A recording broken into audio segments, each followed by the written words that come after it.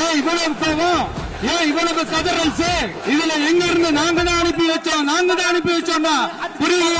இப்பவும் சொல்றேன், மக்கள் பணத்துல இருந்து ஒரு பைசா கூட தொடமாட்டோம், தொடவும் விடமாட்டோம், தொட்டா விடமாட்டோம். இதுக்கு முன்னாடி தொட்டவங்களையும் விடமாட்டோம். ஒவ்வொரு ஊழலா வெளியில வரும் போல, ஒவ்வொரு வேஷமா கலைஞ்சிரும் போல இங்க இருக்கிற நிறைய பேரு நடுங்கி போய் இதுல நம்ம மேல அவதூறு வேறு. இப்ப புதுசா ஒரு வெப்பன் ஒண்ணு கொண்டு வந்திருக்காங்க. அது என்ன தெரியுமா? அவங்க தயவால தான் நம்ம ஆட்சி நடக்குதான். மக்கள் தயவால இந்த ஆட்சி நடந்துகிட்டு இருக்கு. மனசாட்சி உள்ள சக்திகளோட ஆதரவால இந்த ஆட்சி நடந்துகிட்டு இருக்கு. நாங்க தான் அனுப்பி வச்சோம் அப்படின்றாங்களே.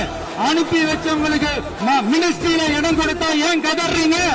ஏன் இவ்வளவு கோபம்? ஏன் இவ்வளவு கதறல்? இதுல இன்னொரு முக்கியமான விஷயம், மார்க்சிஸ்ட் கம்யூனிஸ்ட் கட்சி நமக்கு ஆதரவு கொடுத்தது சுயேட்சையா எடுத்த முடிவுன்னு சொல்றாங்க. அதே மாதிரி இந்திய கம்யூனிஸ்ட் கட்சி நமக்கு ஆதரவு கொடுத்தது சுயேட்சையா எடுத்த முடிவுன்னு சொல்றாங்க. இதுல எங்க இருந்து நாங்க தான் அனுப்பி வச்சோம்னா புரியல.